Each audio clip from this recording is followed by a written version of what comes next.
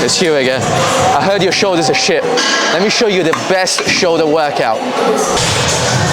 So, if you want to build an aesthetic physique, it's very likely that you want to prioritize your side delt.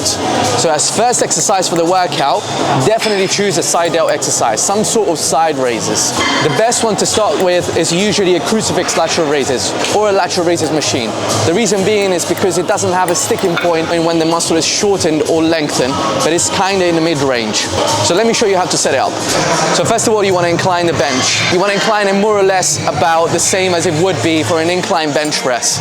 You bring the cable down to the bottom, and depending how narrow the cable station is, you might have to move the bench closer or further away from it.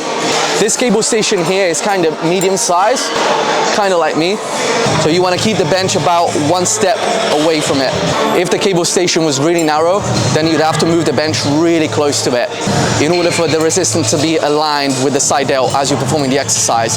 If the cable station is really wide, that's when it gets annoying and you have to move the bench really far away from it in order to actually be aligned with everything. So when you're working on your side delt, you want to make sure that it's pulling against the line of resistance.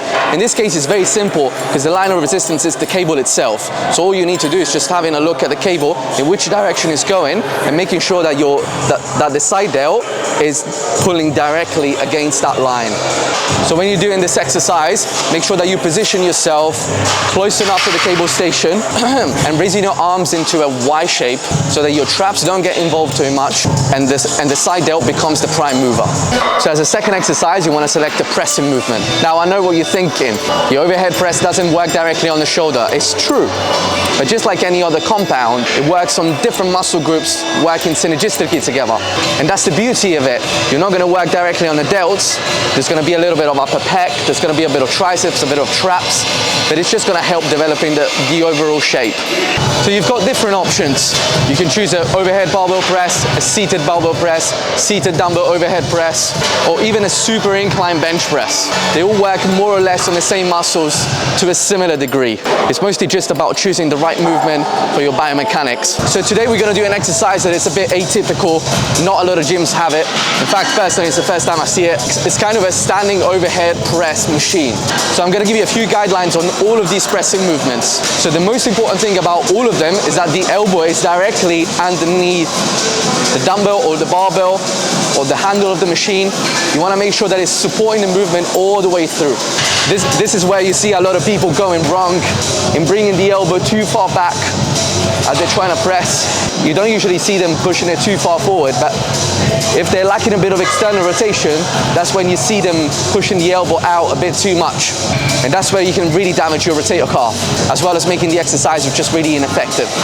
Obviously, if you're doing a standing overhead movement, make sure that you're bracing the core hard enough to keep your spine as neutral as possible. There will always be a little bit of compensation, a bit of thoracic extension, again, to make sure that we're getting the fiber of the upper chest involved as well. But to an extent, you want to make sure that your spine is as neutral as possible. So what we're doing next, this is my special recipe. It's a triple set, 3 exercises back to back in different positions where you can literally just murder your delts. First exercise is a bench Y raise. You want the bench almost at 90 degrees. This really depends on the bench itself. Some benches you're going to have to actually raise it all the way up, but just make sure that you're leaning into it. So even if the bench is at 90 degrees, your bum needs to be out and you need to lean into it with your chest. Otherwise, if you have a bench that kind of inclines this way, then this is definitely the best solution. So you can literally just lean against it with your whole body. From here, we're going to stimulate the delts at the short state because we're using dumbbells, which offer a vertical line of resistance. So it means that it gets harder at the top as you're shortening the muscle. So what you want to do here is raise your arms up into a Y shape. This will get the traps out of the equation and it will allow a much easier arm path to follow. So from here, chest nice and open, raise your arms to the side.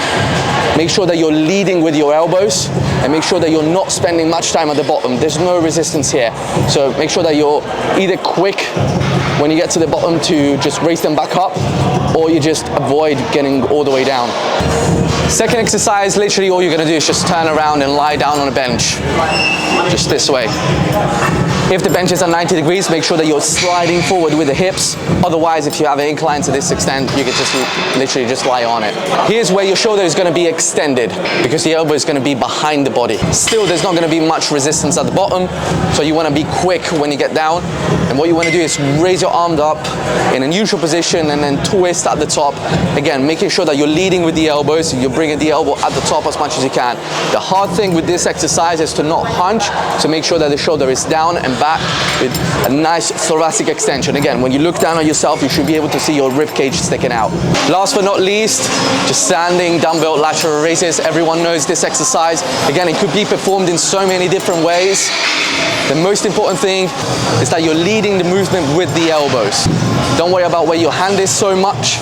Make sure that you keep your chest nice and open and raise your arms to the side, keeping the side delt pulling directly against the line of resistance. So the side delt needs to be right at the top. For most people, it's a lot easier to raise them slightly more to the front. If you raise them directly to the side, you need a lot of this, which is internal rotation of the shoulder. For a lot of people, this is quite hard. It's a hard position to get into, and it's going to engage the traps a lot. So if you struggle to feel it in your delts, make sure to raise the arms to the front a bit more. So, final exercise of the workout, we're going to target the rear delt. This is the portion of the delt that's going to make the biggest difference in terms of the shape of it, just making it look more juicy and round. And it's also the portion of the delt that most people struggle to engage properly. So let's have a look at why and how we can improve that. First of all, I highly suggest on using a machine, especially if you have a good machine in your gym. It's just going to make it so much easier to engage it and to find the right spot. So first of all, the grip. Should we use a neutral grip or a pronated grip or supinated grip? The answer is it doesn't really matter that much. It's mostly down to preference. What you want to make sure though is that your elbows are in a position that allows you to extend the shoulder without getting your mid-traps involved. So we want to do something that we try to avoid every time that we're training back or shoulders, which is mobilizing the scapula. We want to try to keep the scapula as still and steady as possible throughout the whole movement, and just move the arm across without retracting the shoulder, without moving the scapula. What we want is to lock the scapula in position. Think about jamming, getting the shoulder jammed, and then move the arm across, extend the shoulder, and you will feel it pop at the back. That's when you know you've engaged it properly. Final thing, when you're choosing your machine, make sure that you select a setting that allows you to keep your hands as close as possible to each other at the bottom of the range of motion. This is where you're going to work on your rear delt at a longer state, and it's where you're going to get the most out of the exercise. 4,301, 4,302. What are you looking at? Go and try the exercises and let me know what you think in the comments.